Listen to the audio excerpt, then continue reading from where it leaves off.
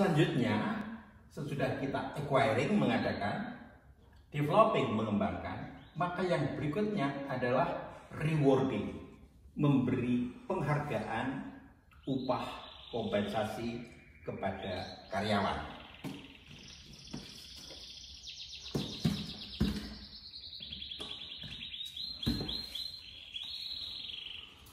Nah, untuk rewarding di sini paling tidak yang bisa kita bahas adalah compensation atau pengupahan. Kemudian pay for performance. Kita bicara masalah upah tetapi berbasis performance, berbasis kinerja. Kemudian employees benefit and services. Berarti kita bicara masalah benefit, manfaat-manfaat, program-program atau service program yang ditawarkan oleh perusahaan kepada karyawan. Dan yang masih jarang tetapi sudah mulai adalah ESOP. ESOP itu singkatan dari Employee Stock Option Plan. Ya, jadi Employee Stock Option Plan. Jadi perencanaan atau program ini biasanya pilihan di mana karyawan itu diikut sertakan memiliki saham. Nah, kita coba bahas kompensasi, ya, kompensasi atau pengupahan.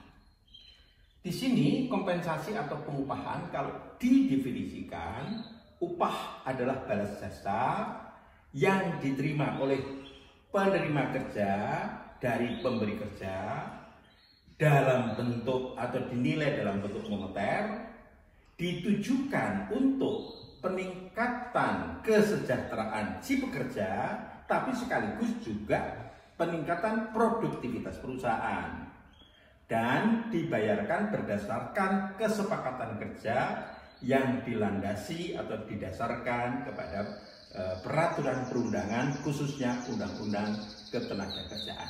Itu upah, ya. Jadi pengertiannya itu memang cukup panjang.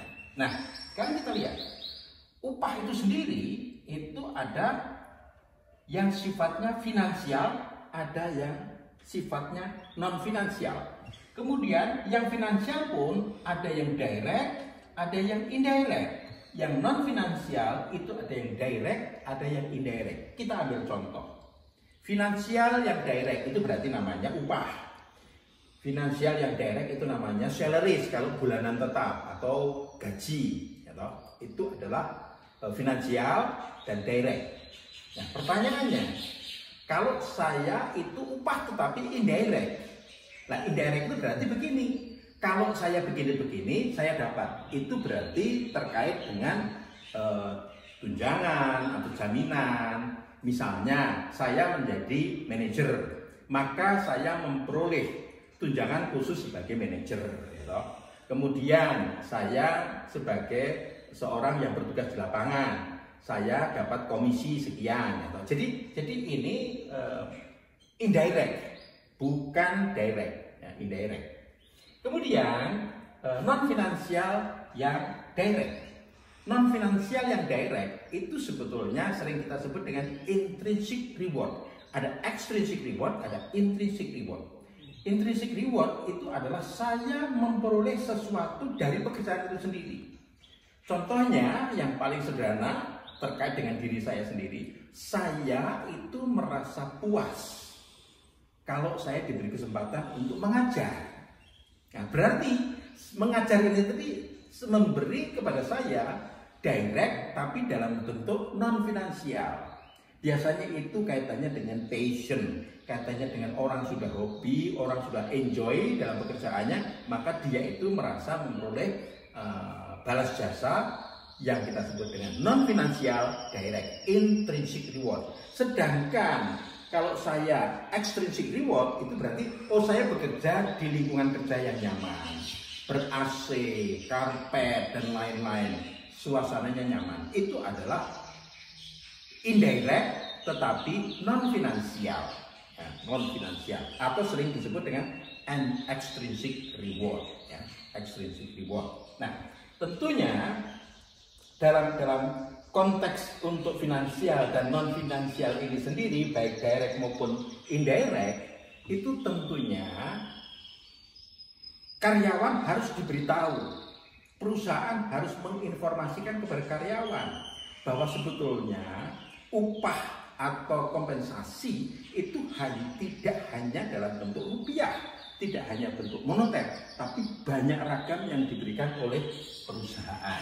Nah, itu kaitannya dengan financial, non-financial, direct, indirect.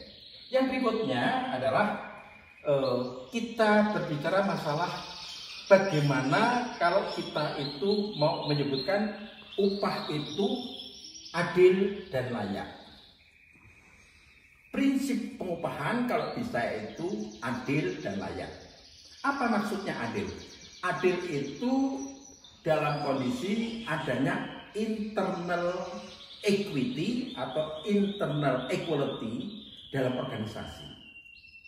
Sedangkan layak itu external equity dan atau external equality. Jadi equity in equality, equality in equity. Contohnya, ini kaitannya dengan input output. Seorang sarjana S1, kemudian temannya juga S1. Tanggung jawabnya sama, pengalamannya sama, dan lain-lain. Berarti itu berbicara masalah inputnya sama.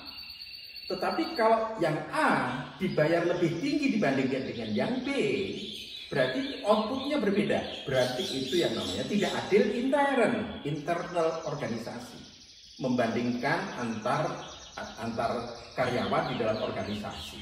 Nah, kemudian yang kita sebut dengan layak itu external equity atau external equality, yaitu kita bandingkan. Misalnya dalam perusahaan batik itu ada tukang coreknya, tukang gambar ininya. Nah, perusahaan itu misalnya ada di Solo, batik Semar, kemudian batik Keris. Anggaplah perusahaan sama-sama besar. Jadi size-nya sama. Lokasinya ya di Solo misalnya. Kemudian pekerjaannya relatif sama. Periode pengalaman juga relatif sama. Kalau misalnya yang di batik Keris itu lebih tinggi dibandingkan dengan yang lainnya, maka itu yang namanya kondisinya adalah terkait dengan kurang layak. Layak itu yang paling sederhana adalah dibandingkan dengan upah minimum regional, upah minimum kabupaten, kota, atau provinsi. Itu yang paling mudah. Bandingkan dengan peraturan pemerintah. Kalau posisinya lebih rendah, berarti itu kurang layak atau tidak layak. Ya. Nah, tentunya bagaimana supaya kita itu bisa menuju prinsip adil dan layak? Yaitu kita menggunakan metode. Metode pengupahan itu ada dua. Metode itu menggunakan job evaluation dan tidak menggunakan job evaluation. Nah, untuk tidak menggunakan job evaluation itu paling gampang adalah dibayar harian, dibayar mingguan, dibayar jam-jaman, ya toh. Nah, atau itu borongan gitu. Itu tidak ditentukan istilahnya job evaluation-nya. Tidak ada proses menilai sebuah jabatan atau pekerjaan, ya. Itu yang saya katakan cenderung kurang detail, kurang analitis, dan biasanya terjadilah ketidakadilan baik itu internal maupun eksternal. Nah, tentunya untuk menuju adil ada metodenya, yaitu yang menggunakan job evaluation, ya, menggunakan job evaluation. Nah, kata job evaluation ini sendiri itu berarti berbasis kepada job description. Jadi kita itu nanti menilai faktor-faktor pekerjaan, ya, faktor-faktor pekerjaan dari pekerjaan yang satu dengan pekerjaan yang lainnya sedemikian rupa itu akan menuju kepada adil. Input dan output itu sesuai, ya. Nah, tentunya ada beberapa metode. Metode yang paling sederhana itu adalah job grading method atau rating method, ya, hanya dikelompok-kelompokkan gitu.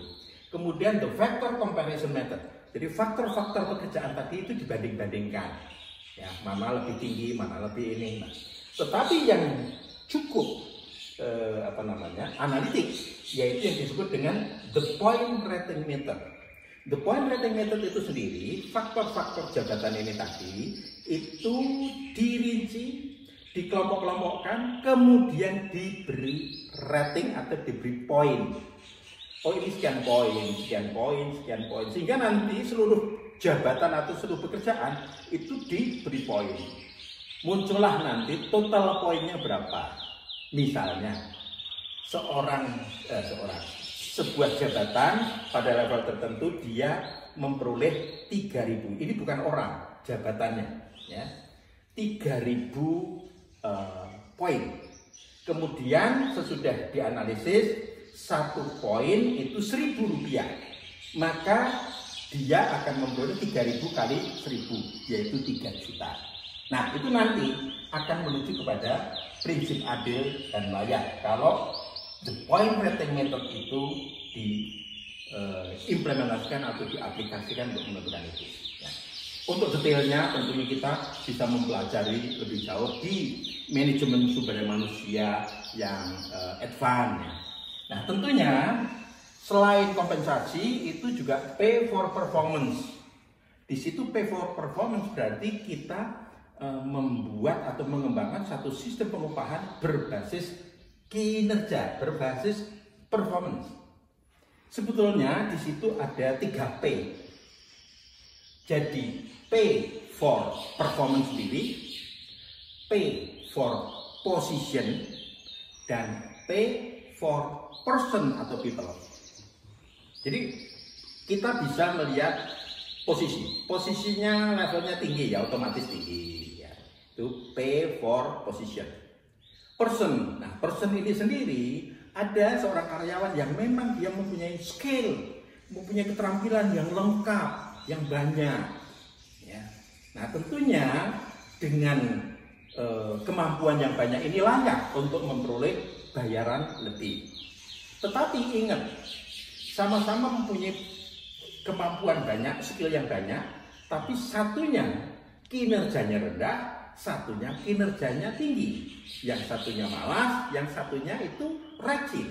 Nah, ini tentunya pay for performance. Ini kaitannya dengan pay for performance. Kemudian kaitannya dengan employee benefit and services.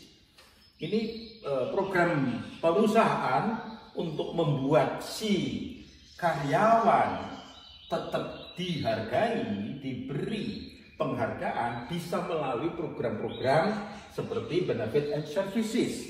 Ada 5 yang biasanya cukup menarik, terutama bagi kelompok-kelompok milenial atau kelompok-kelompok generasi-generasi